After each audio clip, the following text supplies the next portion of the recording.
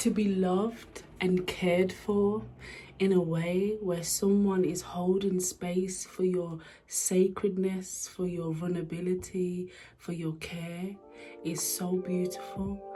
And I got to experience that for myself in its fullness yesterday.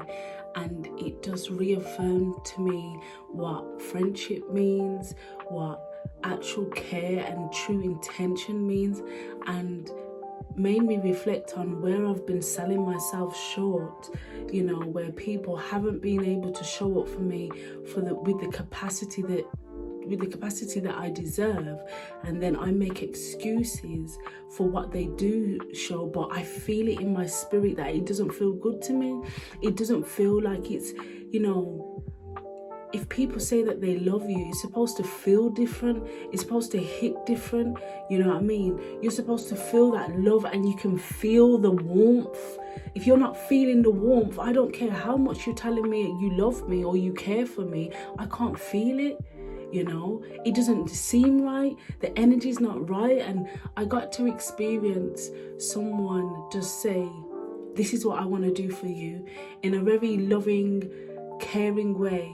And it just made me realize that this is what I've always wanted.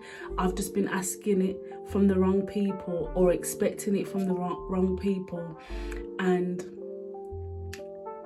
then the next day, I'm burying a childhood friend, and the priest is saying, like, what is the meaning of your life? What are you about? We're all gonna meet this part of our life, so how are we truly living life?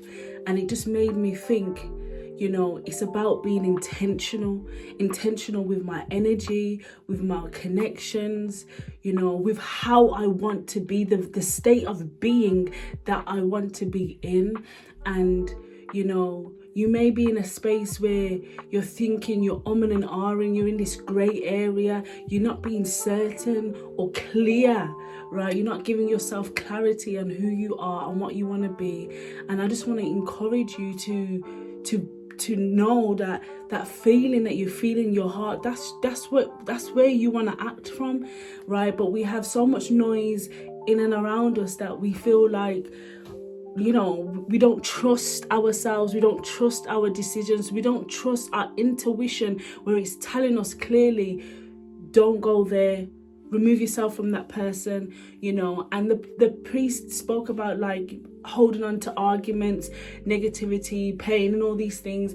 And as much as, I don't believe, like, dwelling on the past, and, don't live in animosity. But where I would argue with what he said is that with some people, because you know what you deserve and you know your worth, and if that person can't meet you in that reciprocity, then it's about acceptance and making peace with that, and knowing that the right people, you haven't even met the people yet that are truly going to love you for the person that you are, right, in your wholeness. The people that you're going to meet are going to recognize you and relate to you in a space of sacredness and of sacred love, and the people from your past or what was before, things left unsaid, unresolved, you don't always have to go back to try and make amends, right? Especially when two parties are not coming from a space of love.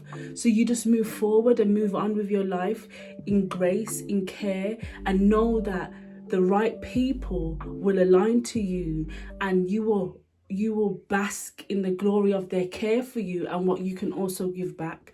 And I just want to encourage everybody to know that love does exist. You just have to be in that state of being, be open to be loved and receiving love, and be willing to give love as well.